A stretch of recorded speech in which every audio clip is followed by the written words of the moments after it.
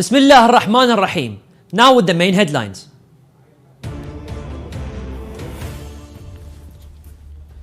Scientific meetings of Grand Ayatollah Shirazi for blessed month of Ramadan begin.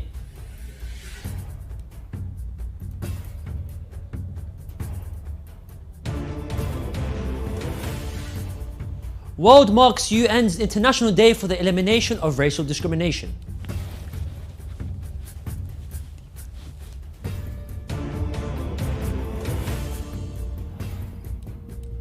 Afghanistan schools reopen but girls still barred from pursuing their education.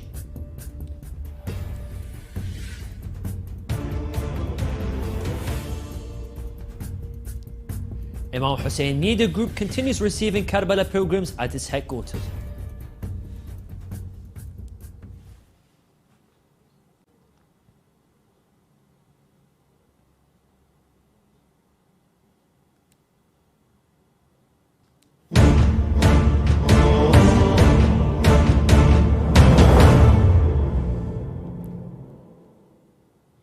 Assalamu alaikum dear viewers, this is Yunus Dawood and you're watching Shia Waves live from Imam Hussein TV 3.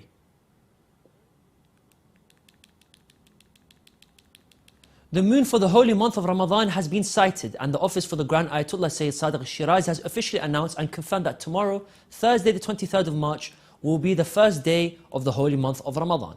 Scientific sessions will be held with the presence of announced scholars, teachers, jurists, preachers, clerics, religious activists, and seminary students.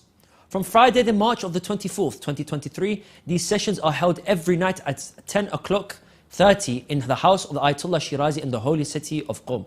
It is worth mentioning that these scientific sessions will be broadcasted live on Imam Hussein Media Group television's channels and are simultaneously dubbed into Arabic, English, Turkish and Urdu. Imam Hussein TV 3 congratulates all believers on this arrival of the holy blessed month of Ramadan.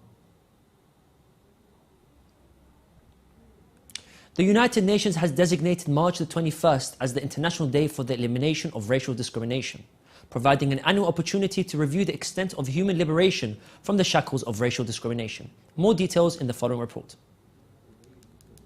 The UN's International Day for the Elimination of Racial Discrimination serves as a chance to examine the progress made by humanity in the modern world by looking at statistics on one hand and advertisements and claims on the other hand. Although the reason for choosing this day dates back to the anti-apartheid struggles of the South African people on March 21st, 1960, we now know that racial discrimination is not necessarily discrimination against people with dark skin, and in recent decades, racism has taken on various and more complex forms. The United Nations emphasises in its numerous resolutions in the General Assembly that all human beings are born free and equal in dignity and rights and have the potential to play a constructive role in the development and prosperity of their society. The United Nations emphasises in its General Assembly resolutions that any systematic attitude based on racial superiority is scientifically incorrect, morally condemned, unjust and dangerous to society. Such beliefs and thoughts that seek to prove the existence of separate human races should not be accepted. However, statistics and field studies by monitoring institutions indicate that despite the resolutions of the United Nations and the establishment of such a day, racial discrimination in the world has not only yet to be resolved, but has also intensified. Perhaps the struggles of the South African people to eliminate discrimination against black people in this country led to the downfall of the apartheid regime in this country, and the white minority of that nation no longer believes in such a system. However, this does not mean that racial discrimination has been eradicated, and there are still many countries and societies where people suffer from racial discrimination in various forms.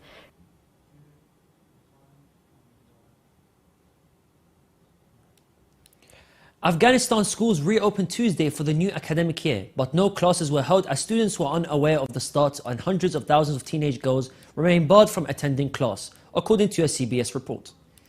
Afghanistan is the only country in the world where girls are prohibited from going to secondary school and university. Taliban authorities have imposed an austere interpretation of Islam since storming back to power in August 2021, after the withdrawal of the US-led foreign forces. The ban on girls' secondary education came into effect in March last year, just hours after the Education Ministry reopened. Schools for both girls and boys. Taliban leaders who are also banned women from university education have repeatedly claimed they will reopen secondary schools for girls once conditions have been met, from obtaining funding to remodeling and the syllabus along Islamic guidelines.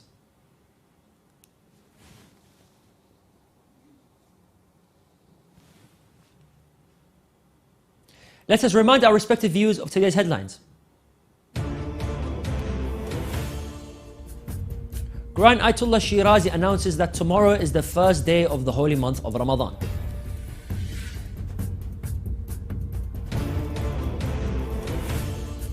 World marks UN's International Day for the Elimination of Racial Discrimination.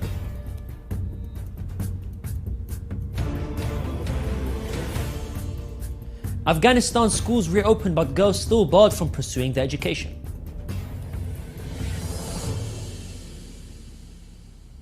Also tonight,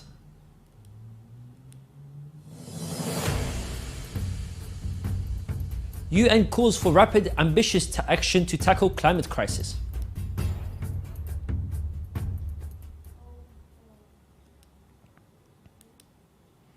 Imam Hussein Media Group continues holding celebratory programs to receive pilgrims coming to the holy city of Karbala.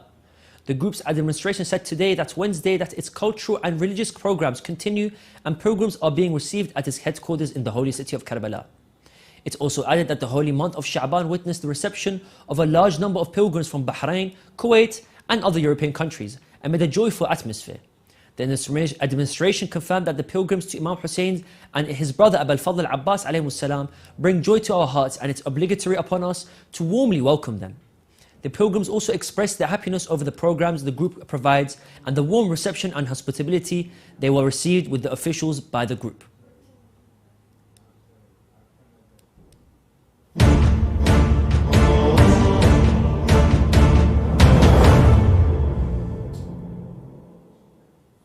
And now we'll continue with some short news.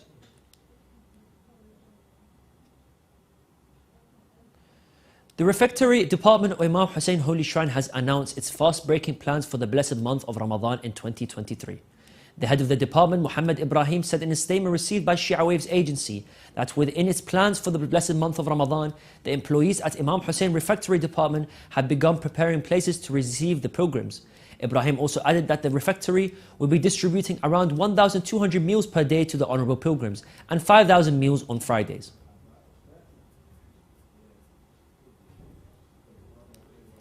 The journalist Joe Adejunti said in a report published by The Conversation today, Wednesday, that preserving the environment and spreading the beautiful green atmosphere are seen during the massive Arba'een pilgrimage of Imam Hussein alayhi salam. The issue of the preserving and the environment and the climate is of concern to governments and researchers at global centres, especially with regard to the use of plastic materials that cause great damage to the environment.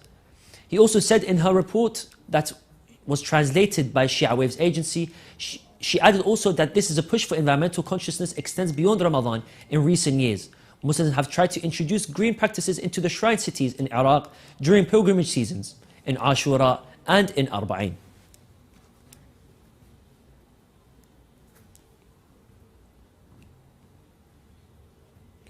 On the UN's International Day for the Elimination of Racial Discrimination, the UN Secretary General Antonio Guterres said that racial discrimination is a deeply damaging and pervasive abuse of human rights and human dignity that affects every country.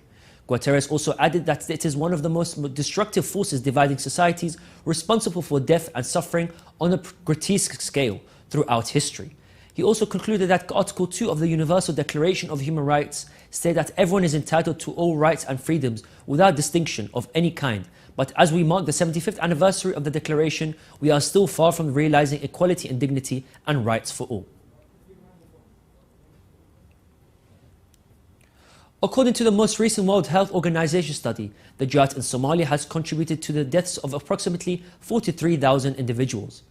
The primary reasons of death, according to the research, which was created in partnership with the Somali Ministry of Health, are starvation and health issues. According to the World Health Organization, things could get worse in 2023. The United Nations estimated that 7.6 million people in Somalia who lack access to food need immediate aid, totaling to 2.6 billion. At least 13 people have been killed and hundreds injured after a magnitude 6.5 earthquake hit areas across Afghanistan and Pakistan, with tremors felt as far as the Indian capital, New Delhi. In northwest Pakistan, at least 9 people were killed and 44 injured. A government official said on Wednesday hospitals in northern Khyber Pakhtunkhwa province were put into a state of emergency overnight. In Afghanistan, at least 4 people were killed and 50 others wounded. A health ministry official told that Reuters news agency that this happened.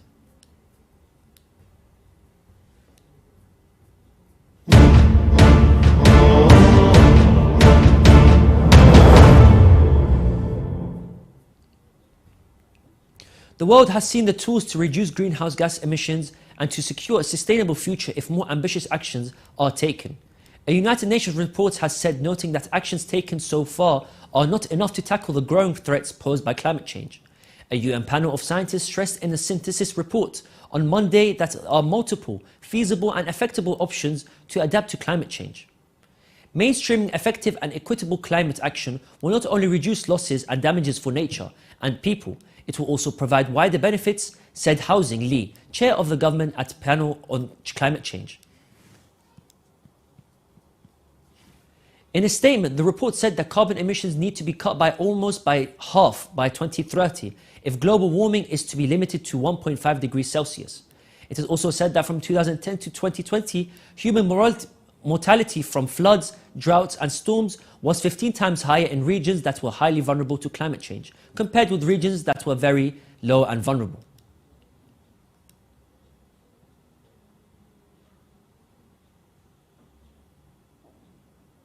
We have reached the end of today's Shia Waves show. Let's remind our viewers of today's headlines.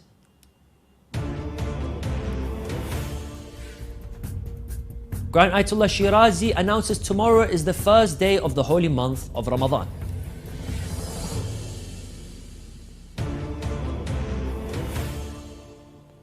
World marks UN's International Day for the Elimination of Racial Discrimination.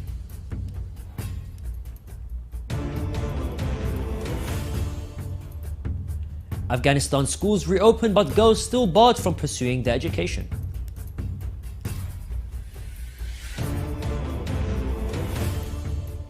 Imam Hussein Media Group continues receiving Karbala pilgrims at its headquarters.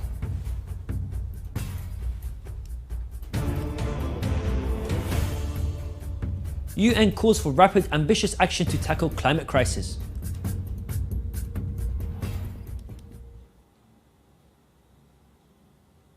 You can view the latest news on Shia Waves website, and you can send news of your city or country to be published on our news agency. Contact us on the numbers at the bottom of the screen. This is the end of today's news. Thank you for watching, and we pray to Allah the Almighty to hasten the reappearance of the Master of our time. Wassalamu alaikum wa rahmatullahi wa barakatuh.